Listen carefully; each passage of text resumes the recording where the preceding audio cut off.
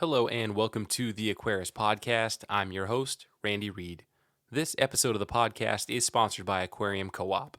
Since this week's guest is a world-renowned aquascaper who's pretty darn good with plants, let's talk about how Aquarium Co-Op can help you be more successful with plants.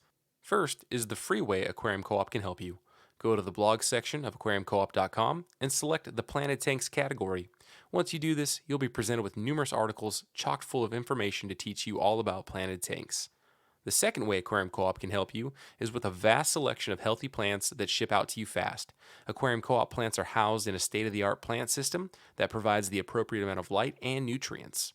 And once you place your order, our staff takes the utmost care to properly handle, package, and ship your new plants. Lastly, the Aquarium Co-op fertilizers in the Easy Green lineup. Easy Green, Easy Iron, Easy Root Tabs, and Easy Carbon are all essential components to really help your aquarium plants thrive. Use the links in the show notes to get you one step closer to becoming an aquatic plant master. Now, on to the interview. Today's date is Tuesday, April 7th, 2020. My guest today is Cory Hopkins. Cory is a competitive aquascaper who's ranked in numerous global competitions like the IAPLC, International Aquatic Plants Layout Contest, the AGA, Aquatic Gardeners Association, and the NSHC, the Nordic Scapers Hardscape Challenge. He's given numerous aquascaping demos and loves sharing his creative process with others. Cory also manages a Facebook page called Aquascaping by Cory Hopkins, which is close to 6,000 followers, and he's also a founding member of the Aquascapers Collective. So Cory, welcome to the podcast.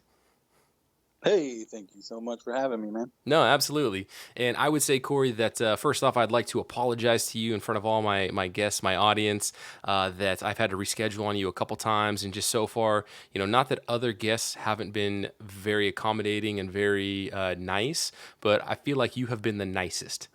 Like, I was just, I had to reschedule on you so many times. I just felt like you were going to be like, yeah, I can't, let's just do this next year. But you've been so gracious, man. I really appreciate it. Not a problem, man. Not a problem at all. I'm happy to do it, and I'm glad you asked me to be on the show, man. Yeah, anytime I can get an opportunity to learn more about the fascinating world of competitive aquascaping, I'm gonna take that opportunity because I think what you guys do is probably, and not that I've got a great understanding on like arowana breeding or anything in the tropical fish space, but I feel like that competitive aquascaping world at the global level is just this. Like, I just don't get it. I get it and I appreciate, like, I get it from an appreciation standpoint, but, everything that goes into it is just, so fascinating. And you guys all seem to know each other. And just the fact that, there's styles that are similar, but they're always different. And it seems like every competition, every time I open up a different magazine that has a showcase of aquascape scapes, like it just seems like the bar is getting raised. And for like an aquascaping peon like me, it just visually, blows my mind. It's crazy what you guys can do. Awesome, yeah, man. It's come a long way in these past few years, for sure. Definitely since I've started in the aquascaping community, it's definitely come up like huge leaps and bounds. So, But yeah. oh, I'm sorry. So before we get into you as the competitive aquascaper, I always like to do kind of the origin section for a first time guest. And for you, Cory, where does it start? How did you get into tropical fish keeping or aquatic gardening? I started at a really early age. My parents were into aquariums, and they had multiple aquariums when I was younger and before I was born. And my mom, when I was I'd say about 8 years old, suggested that I get a fish tank because I used to keep fish tanks all the time, blah, blah, blah. So I did. And then from there, kind of fell in love with it. I always had a fish tank, no matter what. It's always community fish. Of course, I did the whole cichlid thing, the monster fish thing. And then from there, I kind of got into the planted tanks. So, but that's kind of where it started, just with my mother suggesting that I get a tank. So I got a little 10-gallon and started there. That's awesome. And then, so with your progression, you're saying you kind of high level, community tanks, cichlids, and monster fish. were you purely kind of were you a collector? Were you did you try your hand at like a fish room doing fish breeding? Like what was your niche? I was more of just kind of a casual hobbyist. I wasn't something. I wasn't like hardcore into it. It's just something that I always had, kind of like I always had a dog. You know, always had a fish tank too with multiple fish. So it was just yeah. Were That's you it. Yeah. No, that's no worries. Were you able to keep your like so you never really were hit with multiple tank syndrome? You were always able to kind of keep the urge, the addiction down to like one tank? Well, as a child and as I was younger, I think the earliest being like 18 years old, I think I had 3 tanks. And then from there, I might have taken a break for like a couple years and then got back into it. And then I think I had 2 tanks. Yeah. And then after that, I just, I always kind of kept 1 or 2 tanks around, with whatever fish that I had at the moment. It's funny that out of context, a person that isn't familiar with the hobby or the tropical fish space, when you tell them that you have 2 or 3 tanks, they would probably like their eyes would bulge a little bit and be like, "Wow, that's a lot of aquariums." But in the context of somebody that's going to listen to this podcast and listen to our conversation, they're going to be like, "Oh, okay, man, you actually really kept yourself in control. You only had 2 or 3 tanks." Oh no, I didn't say that. Now, once I really like, it's funny. Once I discovered planted tanks, that's when I went crazy. And Mm, at one point, I had like 19 tanks. that's awesome. And so Yeah.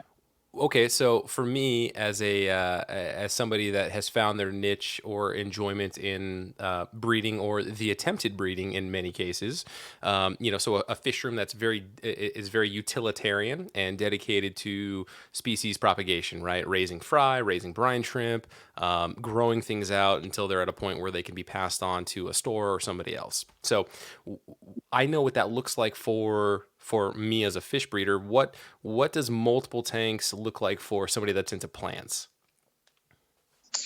Um, Most of them, probably 98% of them, did have some sort of plant in them. Some of them didn't because they were old from years, from just before that. But for the most part, when I started, um, I tried the aquascaping thing a little bit. I mean, don't get me wrong, I did a little bit, but other than that, I was just straight up into aquarium plants, and I was kind of had the collectoritis, um, syndrome when you you buy every plant that you could ever get your hands on, and that's what I was doing, and I was farming those plants. At Oh, one point, I nice. was selling some of those plants and just learning how to grow the plants.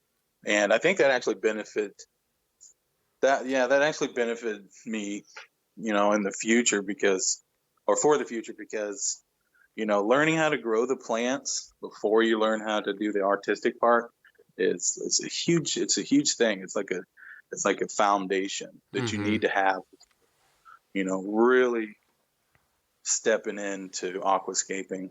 It's just something that, I mean, you need to learn how to grow plants. It's just straight up bottom line. Well, So, how would you? So I guess with the multiple tanks that you had, were they kind of in that 10 gallon, 20 gallon size range? Were you just keeping like crypts in one tank, anubias in another tank, stem plants in this tank? Like, what was your what was kind of the method to your madness? they were mostly at one point. I kind of considered myself as a nano guy, quotation. But which was like nothing under 15 gallons or 10 gallons, or I mean anything.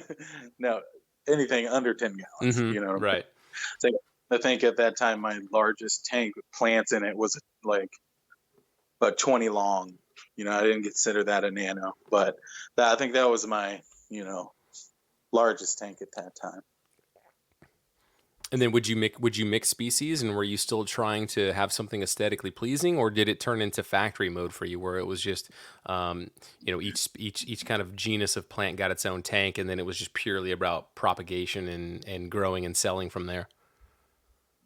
At that point, it was I kind of mixed them. So some of them were kind of my practice aquascaping things that I was doing, just kind of learning as I go. And the other stuff, and some of the other things were just like I'm farming them because I want them for other tanks, or I want to sell them to these other people or whatever. It was kind of like, when you ask for plants for me, you kind of get what I have, Mm-hmm. not a specific huge list. I mean, at one time, I think I had 85 different species of plants or something within Wow. all these tanks.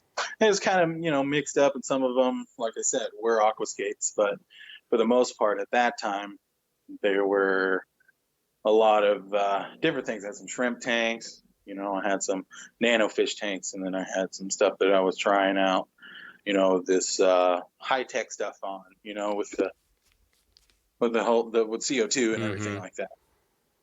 That's kind of where I dove into that. But And then as far as like the as you're you have these numerous plant tanks, and right, and you're dabbling in CO2. Did you have some kind of constants of like favorite livestock? Or did you always try to put a mono shrimp in each of the tank, or did you have like a certain nano fish that has always kind of held a special place in your heart, that even though you're more into the plants, you've kind of got like one or two favorite fish? yeah, I definitely look at myself as a fish guy as well. So I always had appreciation for lots of different fish especially at the latter stage in my aquarium life. But I think a staple fish for me is definitely our SAE, Siamese algae eaters. Mm-hmm. Those guys, especially if you get them young, you get them in, a group of 4 or 5, whatever, depending on the tank size, and let them do their thing. They're really great at keeping up with algae, They're especially like hair algae and stuff like that. they're a very, very hardy fish.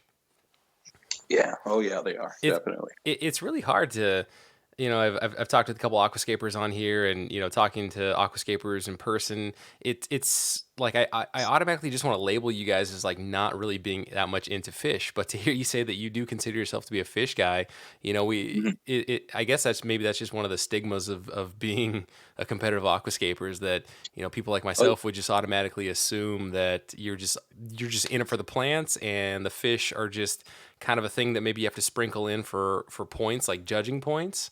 mhm. But no, it's kind of cool to hear though that you still have a passion for fish. Oh, yes, definitely. Love fish. I mean, all of these. I mean, that's what aquariums were made for. They were Mm-hmm. made for fish. Oh, for sure.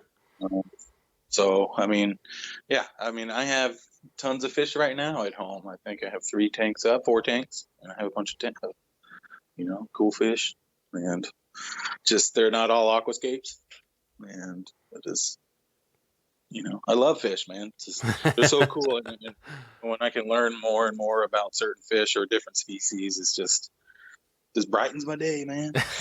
There you go.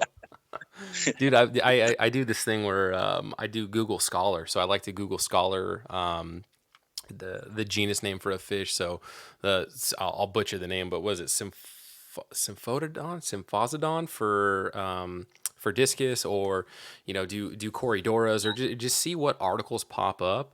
And Mhm. I've actually gotten a couple. Let's see, have I? Yeah, I've gotten a couple guests on in academia through Google Scholar searches of their published research papers, and it's just really fascinating. Like if you want to learn something about fish, sometimes you'll get some where they use the fish in just an experiment for some other reason, and it's not about the fish. It's just the fish is just the subject in the experiment. But a lot of times you'll Yeah. get a lot of research papers out of Brazil. You'll get a lot of research papers out of Asia, China. Some are actually geared towards what I really love are the ones that are geared towards.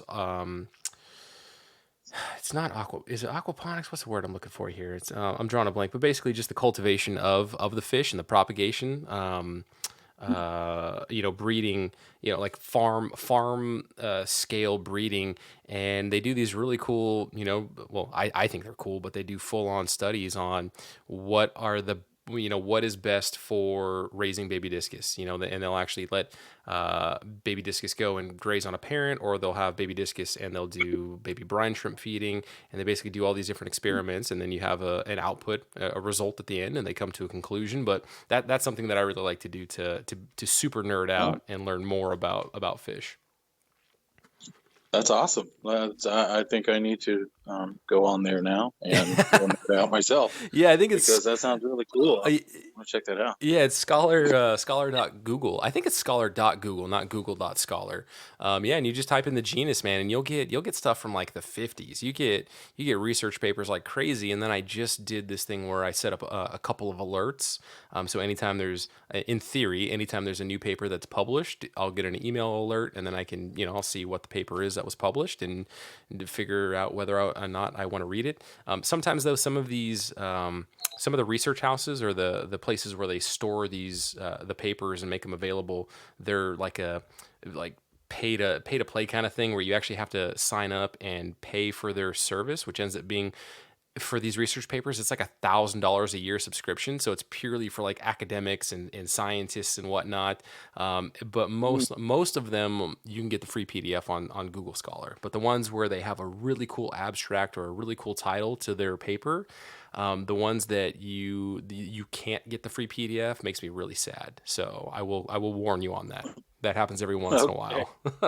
Okay.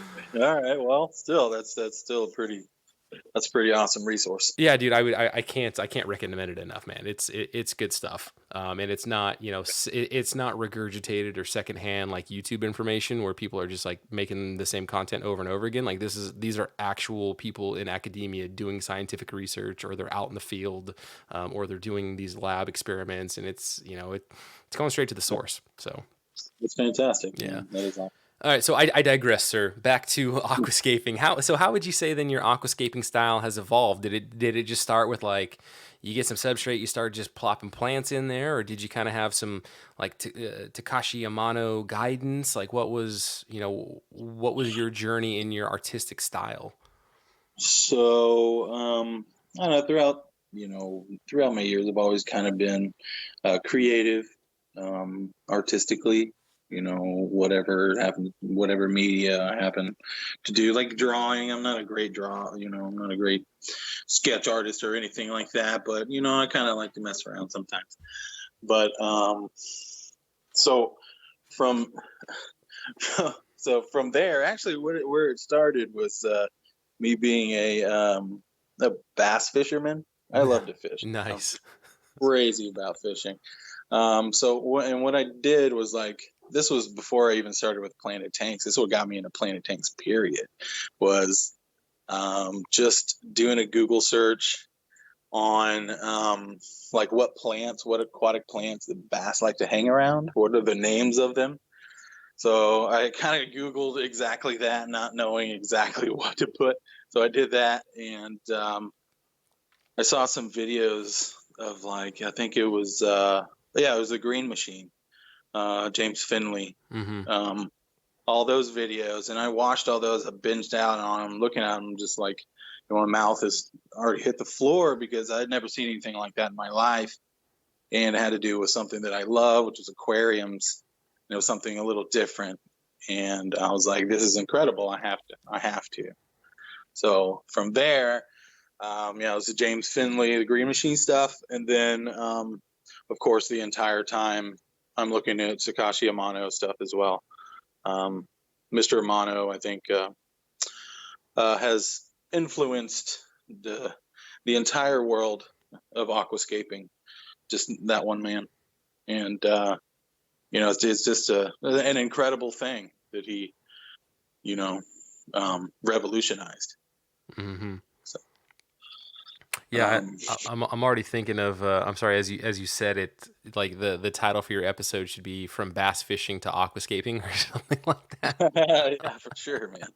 And then, as far as my creative side, I was a professional musician. I mean, I still am, and I've played for a good 20 years, and I've been out there gigging and doing all the cool stuff with bands for many years, and all this while still keeping aquariums and learning aquascaping. And so that's just another one of my creative outlets that I've, turned into a job, into a career. Did you find that coming home from playing at various places, I'm not sure how far you would have to travel. I assume at this time you're still at the time you were living in Texas, and you're still in Texas now, right? Yes. Okay. And so Yep. did you travel just kind of around the state of Texas, or did you go and hop borders and play in other states? Yeah, we went and played in many states. Okay.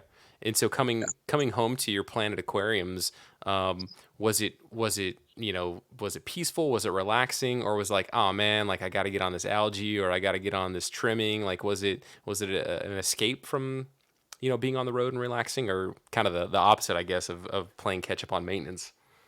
No, I think that it was more of a therapeutic thing for me. Nice. Just something that I could kind of sit and relax and just nerd out on and really like I don't know, study lots of details about it and about my aquascape or why this fish is doing this or why is it not colored like this in this tank and it is in this one, whatever the subject happened to be. But Hmm. it's pretty therapeutic to me. Wasn't a chore, or still isn't, obviously, but yeah, it was never really a thing like that. Hmm. So I'm curious, because you're kind of artistically inclined with music and other creative outlets. When you kind of hit stumbling blocks, or uh, in your aquascaping journey, plant growing journey, did you ever get like frustrated, or did you perceive it differently as just like, oh, okay, well, I just need to learn and get through this? Yeah, it was more like I need to learn to get through this kind of thing. I mean, frustration, I mean, could have happened, of course. It might have been. It's not like something that was really, shining in that part in that time in my life. It wasn't like something that was stressful and I was freaking out about. It was more like, hey, oh, whoa, I got some algae. Well, let me go ask somebody, or let me figure this out for myself, or something like that. And I'm like, well, it's not working. Well, I need to try this nuclear option or whatever, that kind Hmm. of thing. So, it wasn't really. It's not a stressful thing. I never put that kind of feeling to it, as being stressful. Yeah, I struggle. I mean, to be honest, when I got back into the hobby, and one of the things I did was set up a 75-gallon like main community tank. I wanted it to be planted, and it's probably just how my brain is wired and my personality. And I am not an artistic person. I'm not a creative person. That's kind of why I was asking you. But I Mhm. was very frustrated in the very beginning of not being able to grow plants. And I think I've shared this before in an episode past, but I thought that, okay, got the plants, got the substrate, got the liquid fertilizer, started doing CO2, and it's like, you're still battling algae, you're still struggling with this plant's growing more than you would want, this plant's not growing at all, and just kind of learning through that. And for me, it was really, really frustrating, because getting into it and being drawn into it by so many like amazing aquascape plants. And don't get me wrong, I didn't have any idea that I was going to have this beautiful Dutch aquarium aquascaped wonder. Like, I just wanted to grow plants, and just kind of hitting that initial hurdle of like struggling to grow plants, and sometimes growing more algae than plants, depending on the species. Like, that was really tough. And, two some odd years later, I've got a much better grasp on it. And so I'm able to, set my neighbor up on a nice planted tank, and make sure that my planted tank stays nice. But it was tough for me. It could just be, again, how my brain was wired.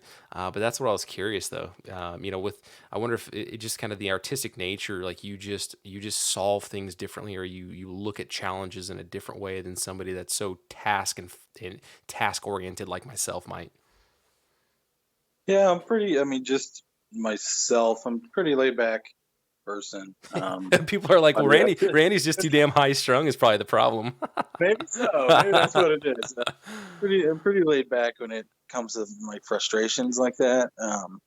If anything, I mean, I always just ask a friend, and a friend will let me know whether I'm right or I'm wrong in this situation, and then I can fix it. Take steps just to fix it, and or try and fix it. If I can't fix it, like I said, I can start over. I think what else probably helps is that you play the ukulele. I do. I don't think, dude, I I don't think play. anybody that plays the ukulele, man, I don't think anybody can be high strung if you're playing that instrument. I I know. love the ukulele, dude. That thing is so awesome. Yeah, it is. It's a great instrument. It's a really like a real instrument, not just like a play instrument. Yeah. Well, I love it so much to the point where if you pulled it out right now and played like 2 minutes, I would not be sad. I would actually let you play 2 minutes of ukulele on the podcast, and if people turned it off, then they're gonna miss out. I might pluck a string or two. It's, We'll see what happens. dude, while I talk or ramble on, you should secretly get your ukulele. But I have that's on the list of things that once my boys are older and I've got a little bit of me time left, I'm gonna teach myself, or I'm gonna learn the ukulele, because that thing, I love that instrument so much. It's awesome, man, and it's actually not much different than guitar. It's just a guitar missing a couple strings. Mm-hmm. So it's the guitar chords and everything, they kind of go hand in hand. Yeah. No, it's good times. And now I'm talking about a ukulele on the Aquarium podcast. So good times. So how would you describe your style now? Like if you were to if you were to try to describe it at all, could you even like give it a description? Um, Man, that is a really difficult question. I've been asked it many times, and I can't really pinpoint an exact thing. If you ask someone else, they might be able to pinpoint that thing, but I can't exactly pinpoint one or even just a few, you know, things that's special about what I do. I mean, it's just it's hard to really explain that when you are your worst critic, one thing, and then also you do stuff and it's like, well, that was cool, but that could have been better, or this, I could have taken this person's advice or used inspiration from this person's Aquascape and I could have done that better or something like that. I don't know, I'm kind of going off No, on a no, tangent, no, man. That's but yeah, it's a hard thing for me to explain because I want to try so many different things, and I also like to try things that are kind of unorthodox methods. And I've caught a little bit of flack from it in past years, but so unpack that. you know, What is unorthodox, and what orthodox in the world of aquascaping, and like that to the point where you're catching flack from other aquascapers? so at one point I was using spray foam. It's not like I was the first one ever to use spray foam at all. So I was using spray foam in some of my aquascapes, some of my, one of my, what was that? The first one I did was it was Mako's Morichal, which is my BioTope that I did. And it was pretty much, the whole skeleton of it was aquascaped with rocks and such. But then I carved it to get that perfect shape out of spray foam. And I Okay. don't know, at some point people were saying it was arts and crafts and all this stuff. And it is what it is, but hey, look at this. This is kind of cool. I think it's cool, What's and turned out really well. what's the name of that? Is it? I would assume I could probably pull that one up. I've got a couple of yours already pulled up on Google Images, but what's the name of It's that it's, one? it's called Mako. Oh, I So did. it's like M-A, yeah, I think it's Mako. Sorry, I don't know if it's two Ks or C. C. Mako child. Yeah, and then Morichal. So it's Morichal. What in the world is what does that even mean? Mako Well, Morichal? Morichal. But yeah, Mako. Okay, so I'll tell you the story behind this. I actually, so on Instagram a couple of years back, I, if you just look up Cory Hopkins BioTope, you might be able to find it. Okay. But a few years ago on Instagram, I was doing a lot of Instagram posting, and I did this one on a fish. It's they call it P. White's money. I can't pronounce the genus, but it's a really cool, or they call it black morpho tetra. black darter tetra. It's a really cool tetra that kind of acts like a cichlid. And I learned from this tetra from a lady named Cara Wade, and she's a really awesome aquarist and also a really great scientist as well. But so she showed me these fish, and I fell in love with them. And from there, like I said, going back to the Instagram thing, I posted a picture, said, "Hey, this is my dream fish, blah, blah, blah." It's just a post. It wasn't anything like reaching for someone to give me fish or anything like that at that point. I was like, "It's such an awesome fish. Check it out. Have you seen this fish before?" Blah, blah, blah. And then one of my followers messaged me and said he had a group of them. Fish is the black morphos, and he was looking for a home for them. And, because at that point I said, "Hey, this is my dream fish." And he was like, "Hey, I live in Austin," which is just a couple hours from me at that time. And, a few months later, met up with him and got the fish. But before that, he suggested that I take a look at this photo. It's by a guy named Ivan Mikolji, and he's a really great nature photographer. Yep, I know who you're He talking does about. the Yeah, yeah, I've seen. Yep, I follow him on Facebook. Yeah. really, really nice guy. So he first he asked he asked Ivan if he showed me the photo, because it was one of his really great photos. And Ivan said, "Yeah, that's not a problem at all." So then when I saw the photo, it was the most incredible thing I've ever. It was such sweeping lines and just incredibly simple. Just how it was framed and all that good stuff. So it just blew my mind, and I said, "You know what? This." He was telling me that's where he had witnessed, the P. Weissmani there in that what he called a Morichal, which is just a spring that comes up out of the ground, and then it feeds into the Orinoco. So Morichal, that's basically the name for a spring that they, with the pH was like at 5. There was no hardness, anything in there. So now the word Mako actually came from when Ivan was visiting that area there.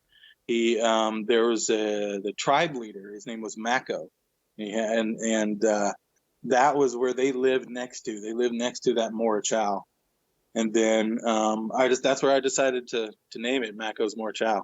Oh, that's cool. And yeah, so and I think that also that's what Ivan called it. That's right. That's what Ivan called it. So I'm like, well, that's a perfect name for this aquascape. So I'm going to call it Mako's Morichal. That's awesome. And he was on everything like that. So it was that was a fun one. And like I said, it was a little bit unorthodox methods because of the spray foam and me just kind of carving stuff out and gluing and figuring out how to color it without,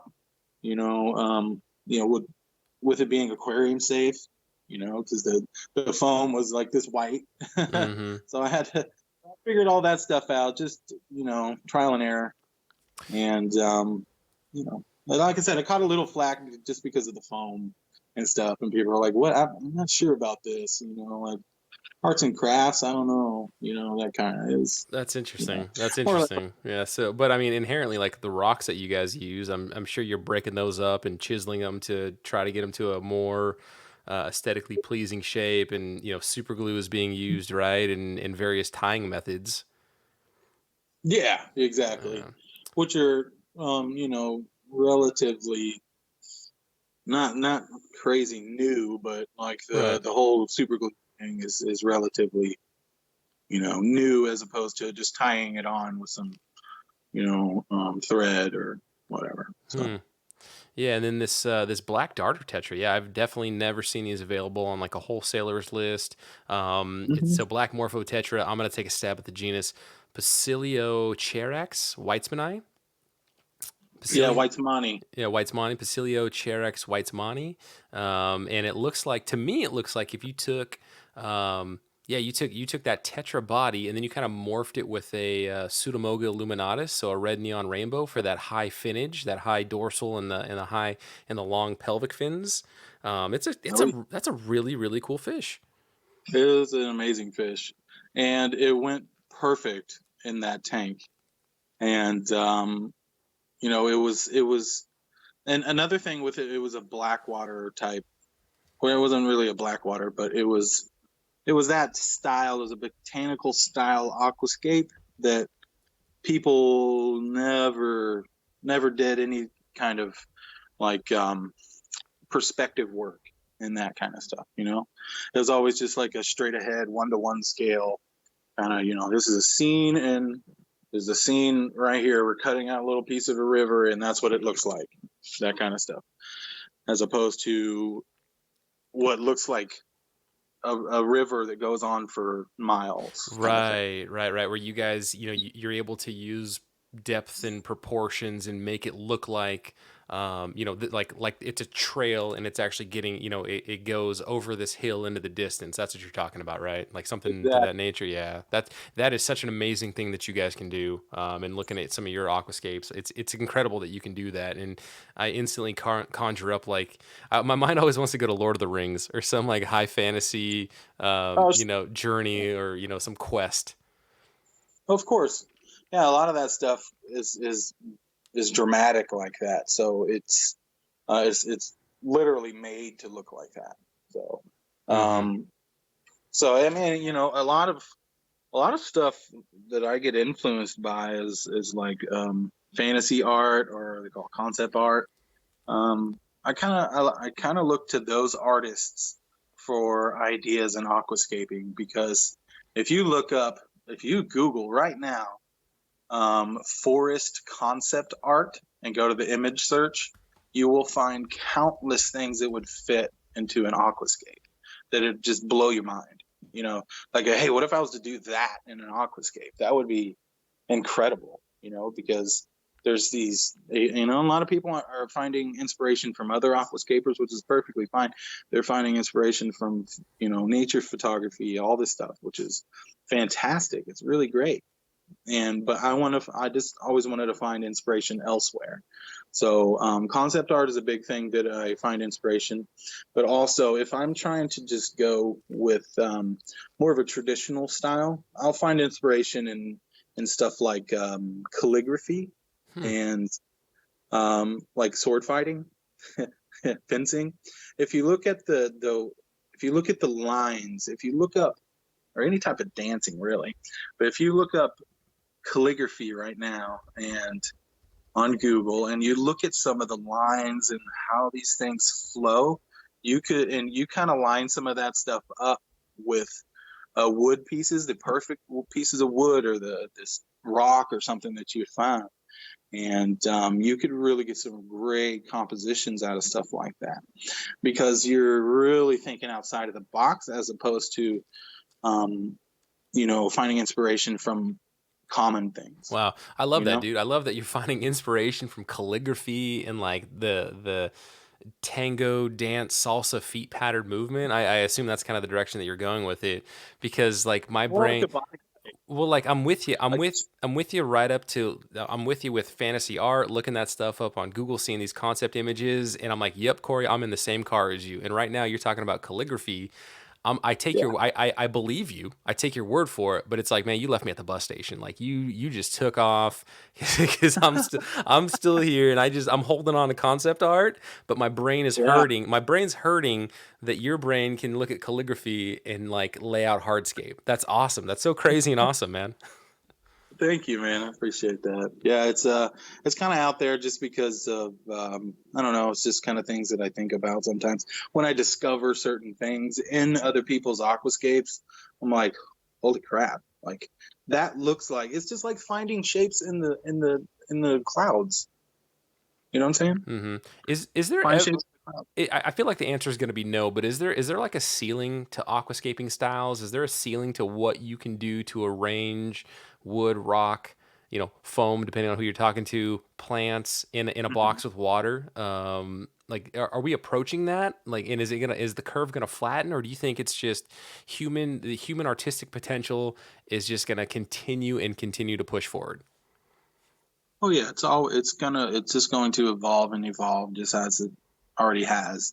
I don't think that there's going to be a ceiling, and it's hard to put that on an art form. You know what I'm saying? Like Yeah. there's so many different things. It's like I said, I don't think I have said this, but I compare a lot of stuff in aquascaping to music. So music can be the most simple melody, happy birthday or Brahms lullaby, something like that, right? It can be the most simple thing in the world and be so beautiful, but at the same time can be the most complicated Tchaikovsky piece. You know what I'm saying? Um, uh, or whatever, some kind of crazy, awesome death metal, crazy fast playing or whatever. Mm-hmm. It's really complicated. You know what I'm saying? So same thing with aquascaping. There's really no ceiling when you're talking about that, because someone can really, I mean, can really make something simple, just like Takashi Amano. Mr. Amano was the man. That's what it was all about, and about those lines, and that that right there is difficult. It's not an easy thing. It looks like it's not kind of minimalist and not really a lot going on, but if you really dive into it, there's tons going on there. It's crazy. It's crazy. So, but that's kind of how I look at that. So on that note, do you think that the Amano style, that Iwagumi style of layout, is that going to be like the timeless music? Like you pull up Mozart, right? Like Mozart is going to be timeless, right? Have Mhm. you seen any aquascaping styles that are going to be like the 1990s, you know, tub Yeah. thumping by Chumbawamba, where you're like, yeah, that's clearly the 90s, man. We're never doing that again. I'd say I don't think that there's one that will never do it again. I think the Iwagumis, and just the nature aquariums. Period. Nature aquarium is here to stay, and just because it's just and just I can't explain it. Period. Is nature aquariums are just yeah, it's where it started really. I mean, as opposed to the people back in the 30s putting aquarium plants in their Yeah. aquariums that are just starting to come out, and You, you know, it's Katimano. Sorry, yeah, oh no, I cut you off. I apologize. that's right. I was gonna say it just popped in my mind that I have felt this way, and I've had people ask me like, what fish do you want to keep? What's your bucket list fish, or all that stuff, and I usually don't have an answer for them, or it's something like, maybe I'll keep a flower horn again, or I just want to breed this or that. I want to kind of hit these milestones, but I think actually what I have in the hobby. One of my bucket list items is I'll probably have to pay a professional person to do it, but I want a mono inspired Iwagumi setup. I want a legit one of those aquascapes, because that is just that's so quintessential to me. I love that style so much, and I don't get me wrong, I love so much of what else you're doing, what all these other aquascapers are doing, but there's something about that timeless Oh, look that is just so breathtaking, and I want that's on my bucket list. My kids are probably gonna have to be when they're off to college or something, but I want one of those beautiful aquariums in my house. of course, yeah, they're definitely timeless, just absolute minimalist beauty. There's nothing like it, man. It's what made this all happen. It's like it's hard to really to express, you know, feelings about that kind of stuff. Because I've personally have never been really great at iwagumis whatsoever, Where do you fall down? and What makes them for you? What makes it so difficult for you to do? Because I would think that you'd be able to bang it out, and I know there's a lot to it, but I would just mhm. assume that you would feel confident enough to do one. I Or think that it's the whole process of something like an iwagumi is first finding the set of stones that are just absolutely perfect for each other, and also just perfect for The dimensions of that's all the technical stuff, of course. But That's then, so next yeah, level. That's so next level that you're saying it's the stones. It's not that the stones are good for the aquascape. It's that the stones are good for each other as well. Like yeah, that's dang, sure. that's a trip. Yeah, that's a big thing, man. It's a Yeah. big thing. With aquascaping, period, it doesn't have to just be rock.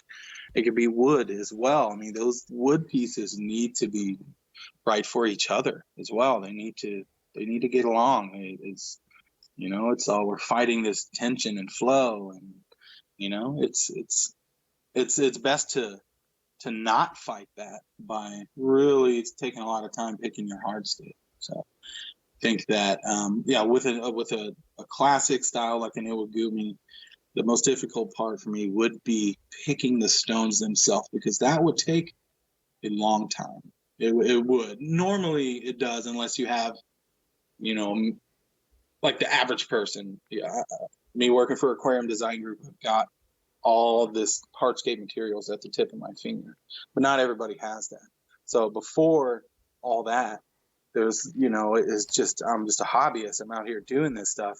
I have to find it at all these different places, and you're basically aquascaping by the pound at that point, which you can't exactly. I don't know. I mean, you can probably find some cool pieces within that poundage that you happen to buy, Mm-hmm. but I think that's just the biggest challenge for me is finding the hardscape itself. Do you see yourself? And Do you see yourself doing an Iwagumi style at some point in the future, like as just that challenge to yourself and to you say at some yeah, point? definitely. Yeah. Yeah, for sure.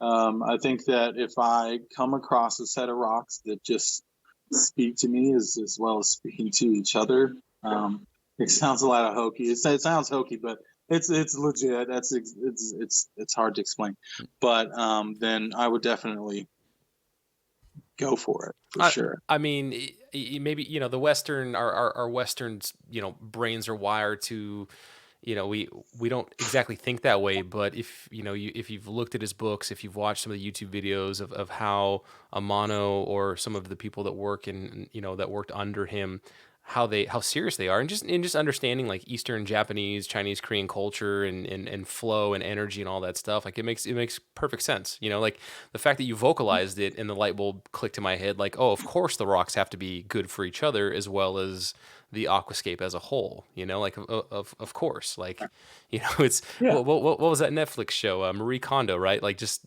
cleaning up your life, everything has energy, like it's some of their, it's like their tenets and their principles of their culture. that's exactly right. That's Yeah, exactly right. and the output is an amazing aquascape. Sure. It really is. It really is, man. And it's like I said, it's a big challenge.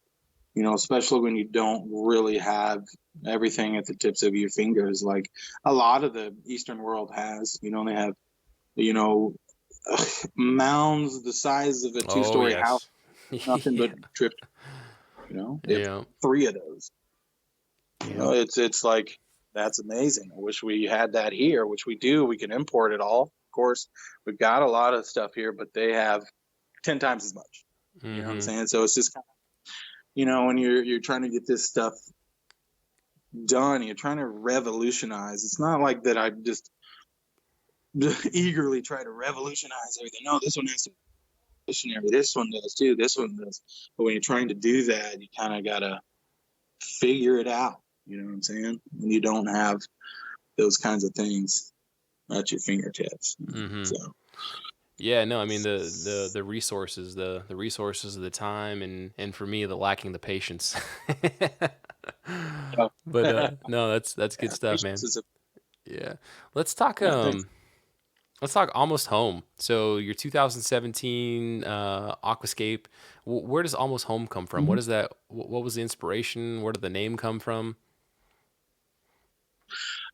So basically, at that point I was relatively new as an aquascaper.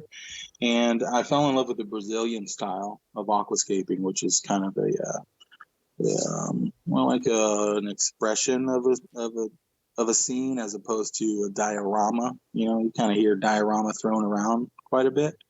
I like to look at them as not expressions, impressions. Excuse me, impressions of just made up fantasy scenes, whatever it happens to be, but with these beautiful set of rocks, lots of contrast, lots of shadows, lots of depth, and kind of tricking the mind to making it feel like it's goes on forever kind of thing. It's I really fell in love with it. I'm like, well, I want to give that a shot. So at that point I was still scaping by the pound, so I just had to find these rocks that go together to make this shape. I kind of drew it out a little bit. Took a little inspiration from a couple of Brazilian aquascapers, and then just I don't know, it kind of evolved, from the very first hardscape of it, and from when I even flooded it and put plants in, it evolved from there, like, to be something completely different than it was when it started. So yeah, I mean, I think that most of my inspiration kind of came from the Brazilian side of stuff, because they're just incredible aquascapers, and just hands down, absolutely incredible. So what came first, the name or the aquascape? The aquascape. Okay. So now the whole name thing is actually a little concept that I came up with. It's kind of and I kind of slacked on it on it's a 3-part story, kind of. It sounds hokey, but again, it's an artistic thing. I love it, man. So it's keep a 3-part. going, keep preaching. All right. So basically, Almost Home was the first part of the story, right? So Almost Home is there. You're going through, and you see in the far vast in the background, you see a forest. It's that flame moss back there looking like a forest behind all the. Oh, yeah, okay. You see what I'm saying? Yes. So I took that for the following year's inspiration on doing a forest themed aquascape, because we're going on a journey. We're starting there at Almost Home. We got the big pathway that's going all the way back to through this mountain range. It's long and far, and then you see a distant forest in the background.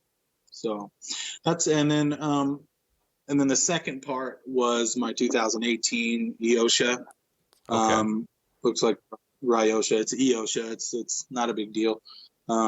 So that one, actually, what I got was from that being a Japanese word for between or betwixt, which is, I was kind of reaching for the name there, but meaning it's the second part, and it's right in the middle of the journey. You know what I'm saying? Mm-hmm. So Ryosha came from that. So Almost Home was just like, hey, there it is. I'm almost there.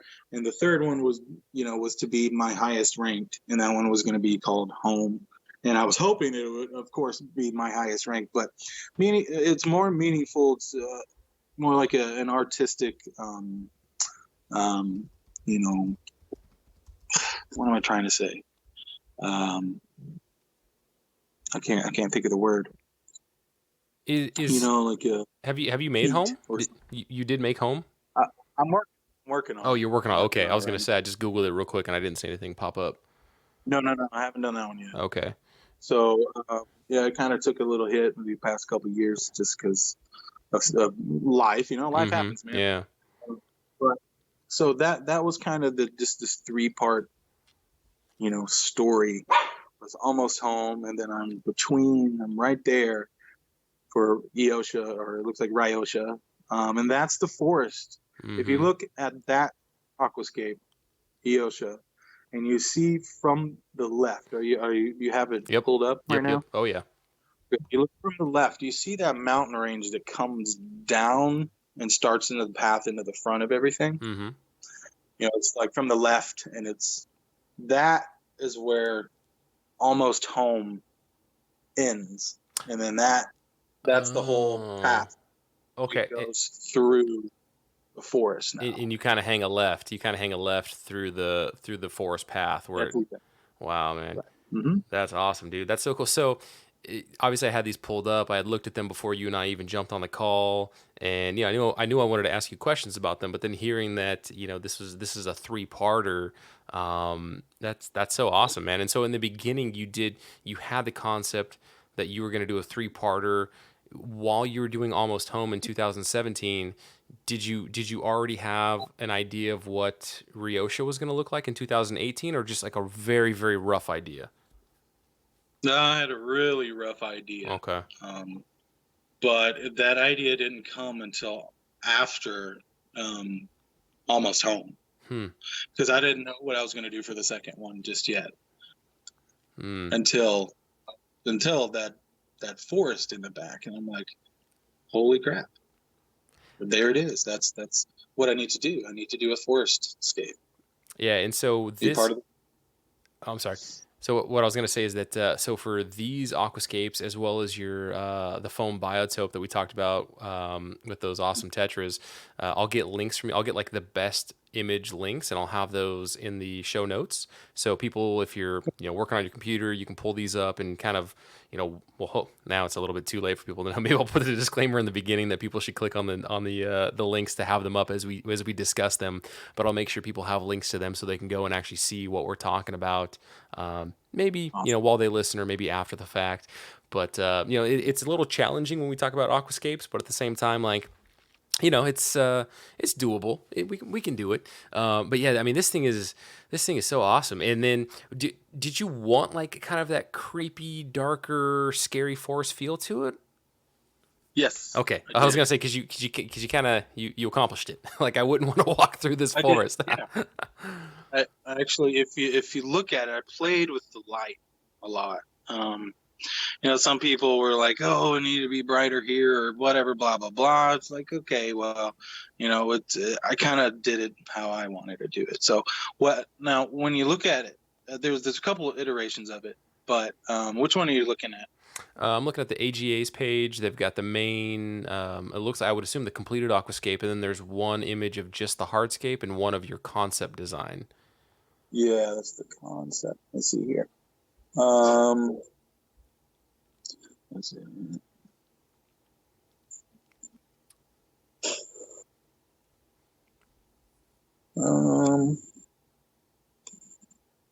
So I'm sorry. No, it's all right. Do you want me to send you the link of what I'm looking at? Yeah, you can do that. All right, so let's shoot this over to you.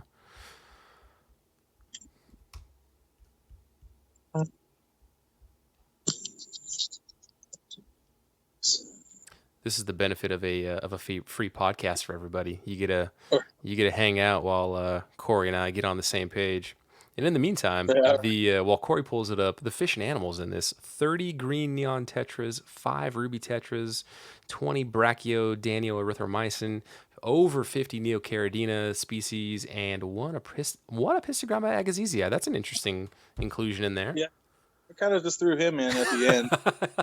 There you go, little buddy. Yeah, here you go. You can live in here. He was mean, and he's like another thing. I'm just like, yeah, I'll put him in here. Oh, he's like the big bad wolf, right? He's the one. He's like the monster you got to watch out for.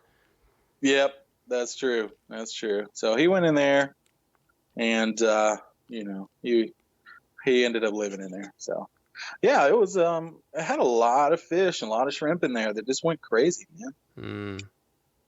Okay, so okay, I see which one you have. So this one here is a little different iteration that of the photo. Now, what I went for in a later photo was more of a kind of a morning, a morning look. Like it was just morning, and the sun's coming up, and it's sending rays of light through the treetops, and then it's shining on with these hard shadows and hard lines. And it's just, I mean, it's just kind of, it gives it even more of a dark feel to it. Let's see. Oh,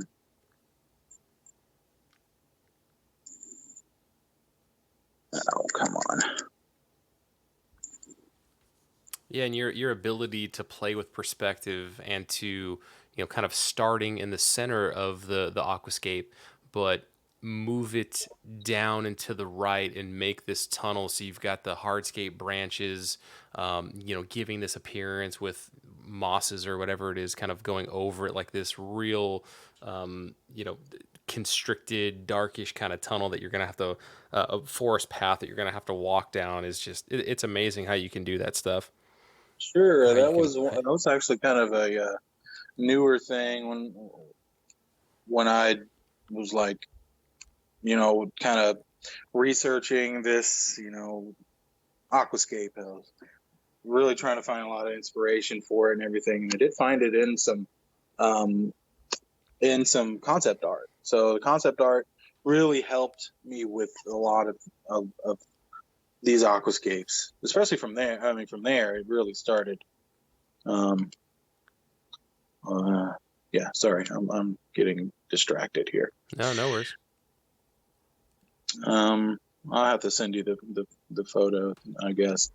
But in this other photo, like I said, the light comes through in a different way, and it kind of gives it a more dramatic feel. And I took it at a later date, or I took it at a later date, and well, here's one. And after I'd submitted the AGA one, so but this I can send you this picture, and Yeah, sure. you can do that. But okay, but anyways, enough about that. Yeah, I definitely did go for the darker feel, a cool. It's like a relief, It's you've gone on this huge journey. You're almost home. Then you're down into this cool jungle, like cool temperature wise. You're starting to cool down. You're not in all the sun anymore, and it's a huge relief. You're in here. You got this big open spot. Then you're going down and to the right. Oh, okay. That's where you just keep going on your journey. Yeah. So. Yeah, no, I mean, But and so that's like if anybody is thinking about getting into competitive aquascaping, and I'm not discouraging anyone from doing that by any means, but just to hear you talk through this, right? And it's not just where you're putting the plants and what plants you're selecting, and it's not just like the inhabitants. It's lighting, it's winter. What time of day are you taking the picture? Like there's so much involved with competitive aquascaping that I mean, you really, really have to. I mean, you really got to go at it, right? Like, I don't think you can kind of half butt doing aquascaping like at a competitive level. yeah, at a competitive level, if you're trying to get up in the higher ranks, it's there's certain things that you should follow, because I mean, basically what you're doing is you're pandering to the judges when you're Mm, doing the competitions kind of thing. mm-hmm. If you really want to score high, then you need to pander, and I hate to use that word, but it's the reality of the situation. What's one what's You really need to. what's one design element where you're like, oh yeah, that's a move for the judges? Um, Probably the sweeping path, the sweeping lines, those kind of things. Hmm. Lots of plants, lots of green. The fish shape, of how the school is. Mm-hmm. It's a big thing.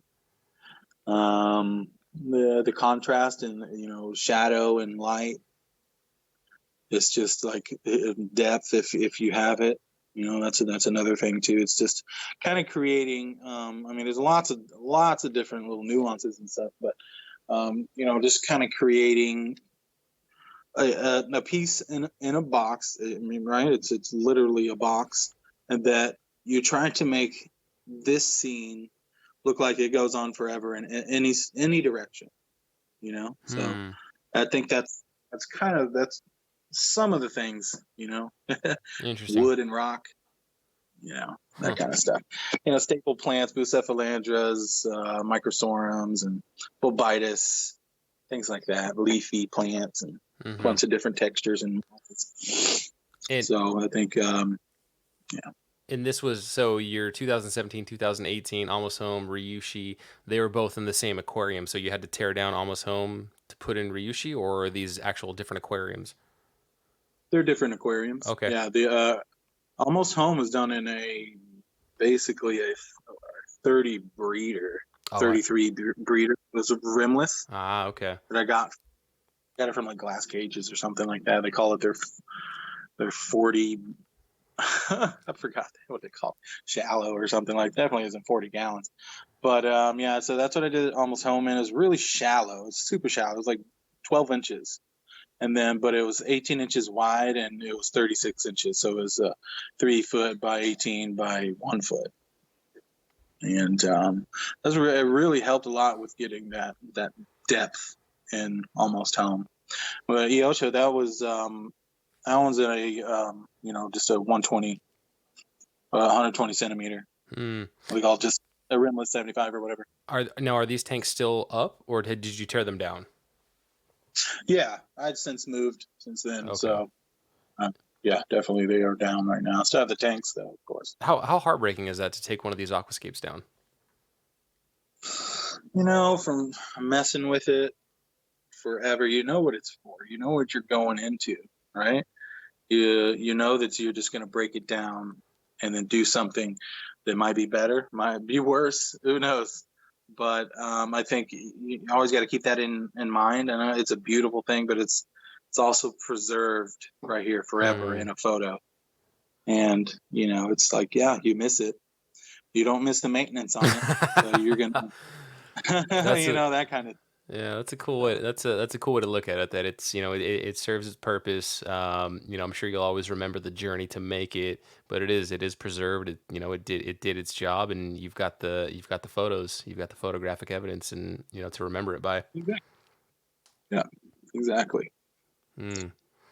Yeah, man. I mean, even knowing that though, geez, I would have such a hard time tearing one of these down. Like I completely, I hear you, but geez, that would be hard. Ugh.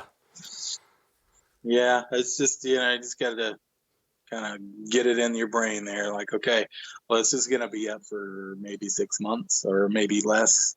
If you only have that one tank, you'd have to put it up for 4 months and take the photo, or 4 or 5 months, 6 months, something like that. Take the photo, scape it again, and do 2 or 3 scapes throughout the year Mm-hmm. in that aquarium. That's if you're competing, in all these different ones. Competing is a whole other animal than aquascaping. Competing is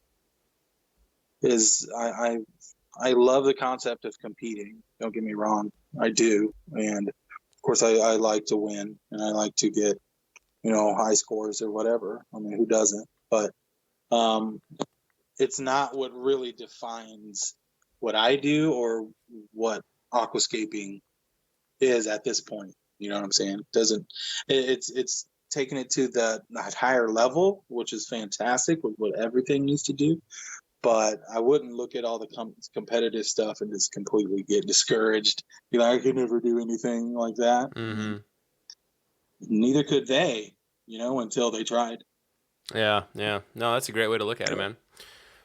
So Yeah. when do you think you'll be doing home? I know you said it's, life happens and whatnot, but do you think Sure. is that on the horizon in the next year or so? It is. Oh, awesome. I have 85% of it Ooh. done right now. So I just need to get it all buttoned up and get it ready to go, and then I'll have it ready. Well, Cory, So if this wasn't too painful for you, man, I'd love to have you on again. And once home is made public, maybe you and I we could dive into that. We could dive into the Aquascapers Collective, which we didn't even get a chance to touch on. But it was just so fascinating, you and I connecting and talking about your creative process, where you find inspiration. We'll definitely make sure that we get some links in the show notes to the BioTope, Almost Home, Ryosha, so that way people listening to this can see what we're talking about. Do you and as far as social media links, we should probably share what your Instagram, your Facebook page, anything else you'd like people Hmm. to know about your YouTube channel, right? Which Yeah, YouTube I don't really upload very often, and there are a few videos on there, and I don't take much pride in those videos, but they do show some of my work, and time lapse and things like that. So don't beat me up too bad about the quality of the videos no, because they're I'm not. cool. I watched a couple of them. I liked them. Oh, thanks. So there, yeah, it's my YouTube. This is Cory Hopkins, and then my Instagram is Cory Hopkins Aquascaper, and then I have my Aquascaping by Cory Hopkins on Facebook, my like page. Nice. And if somebody in the area is like, man, I need to get Cory Hopkins in my house, and well, once quarantine period is done, right, social distancing. If somebody wants, Yeah, like, are you an aquascaper for hire as well? Like, do we go through ADG? Give ADG a shout out. you can give me a shout personally if you want to come up and work with me up at ADG. We can work together. We can do that kind of thing. I can help you, pick out your hardscape and stuff like that. So either way, you can holler at me. I'm here in the Houston area right now with Aquarium Design Group. So anyone in that area, of course, I'll go and travel as well if need be. Nice, nice. So yeah, we'll make So sure. Yeah, we'll make sure we have all your contacts, your social medias, and all that good stuff. And if somebody's interested, hit up Cory with the what are the kids calling it now? That DM, is that the word? Direct message. yeah, I don't know. Hit me up on Yeah. one of these. Yeah, send me a message on Instagram or Facebook. There we go. There we There you go. go. Well, Cory, A man, thank you so message. much for your time, dude. This has been fantastic. I mean, as people know, I'm just such a newbie at aquascaping and in that world, but I find it so fascinating, and I'm so glad that guys like you are patient enough to come on, talk with me about all the various concepts, your creative process, the works that you've done, and I would love to have you on again to talk about home and some more stuff, man. Oh, I'd love to come on again. It was great. Thanks for having me on this time. We had a good conversation, man, for sure.